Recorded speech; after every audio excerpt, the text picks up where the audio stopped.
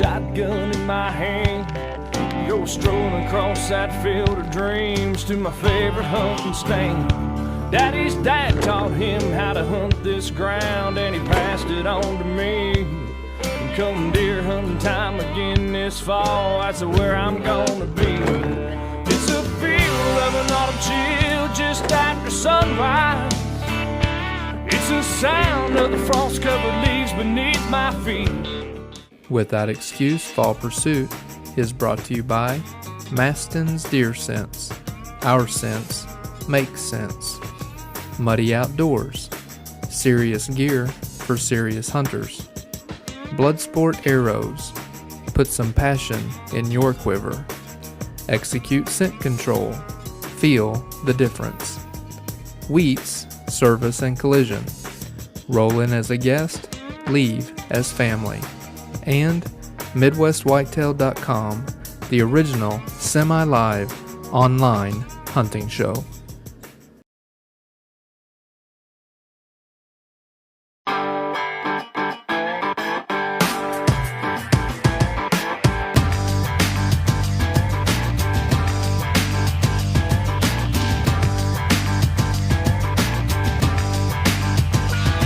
Well, hello folks, and thanks for tuning in to Without Excuse Fall Pursuit. Today is August the 4th, and Will and I are excited because we're finally going to be able to finish up our food plots here today. We've been working on this project for the past 2.5 weeks.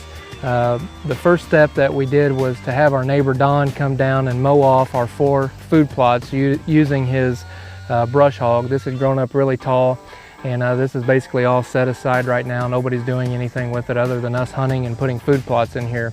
So Don came in, he mowed everything off with his brush hog. I had Will come back and he mowed it off really short. And then once we had it pretty short with some dirt already exposed, we came in and hit it with the glyphosate. And we waited about 2 weeks, and now we've just been waiting for some rain in the forecast, and we finally got that, Will.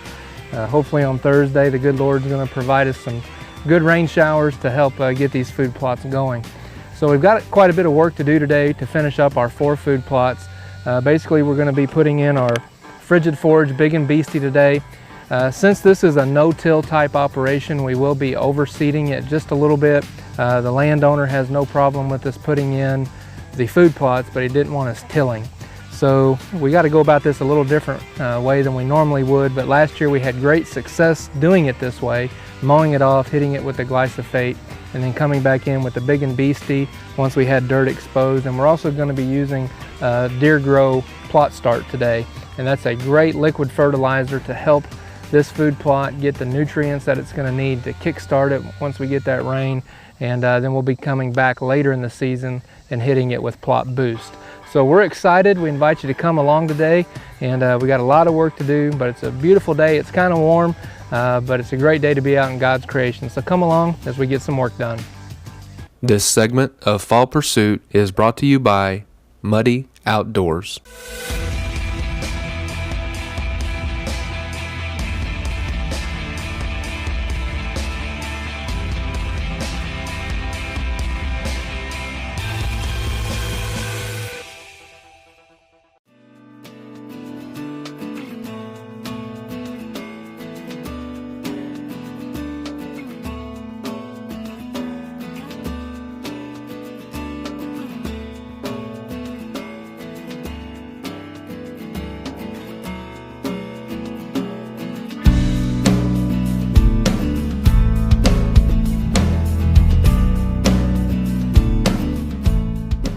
Well folks, we're here at food plot number 4. We're on our last one. You may notice I've put on a long sleeve shirt. I probably should actually have a full beekeeper suit on at this point. It's hot, but Will got in here yesterday when he was mowing these plots off. He got in here yesterday and encountered some ground hornets. And so we're gonna try to go in here first, find their nest and spray this stuff in there. It's got a pretty long reach. But we're going to try to get these guys and then get in here and get this food plot done. But you know, that's something to keep in mind. You may need some hornet killer, wasp killer. Several years ago I was actually trading out some tree stands down in Kentucky and got into a wasp nest that was up on a stand. I was 18 feet up at the top of my ladder, and they came after me and I let go and I fell. Thankfully, I had the muddy harness on and the safe line. Instead of falling 18 feet to the ground, I actually just fell about a foot and it caught me and I was able to get back onto the ladder. But I wish I'd have had some of this that day and would have been able to spray it. So just something to keep in mind. Might want to keep that in your truck. So let's go. We're going to do battle. Hopefully we don't get stung.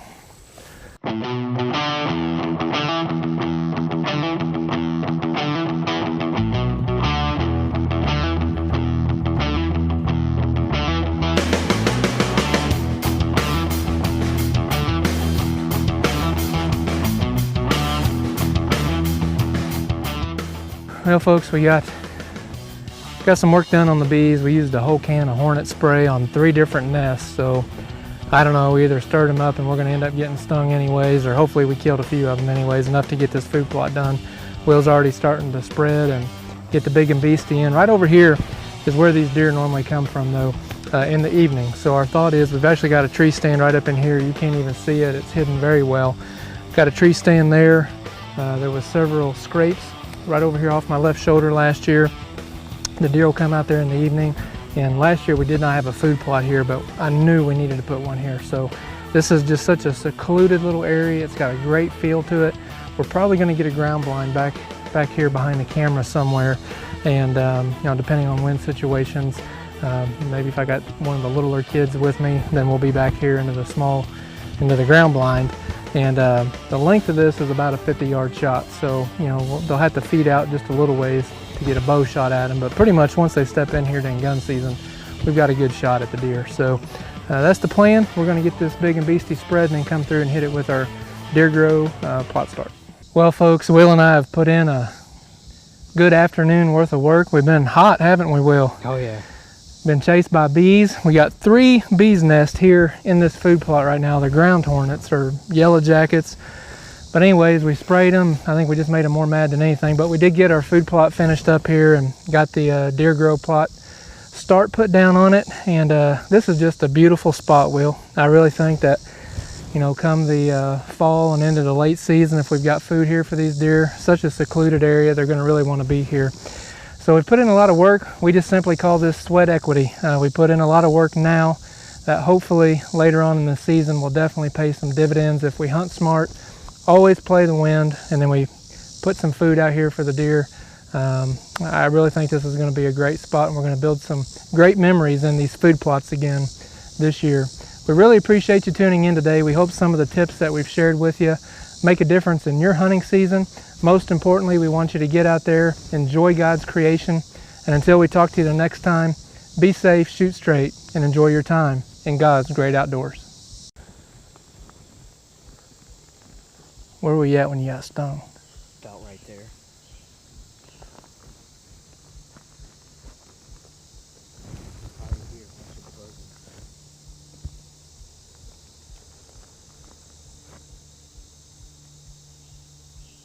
You hear it? Yeah, but it sounds like flies to me.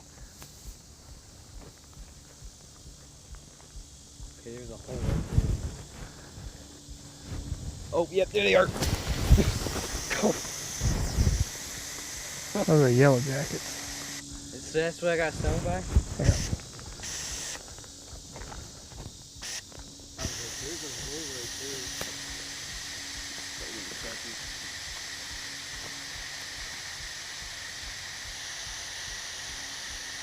Okay, there's another hole right there.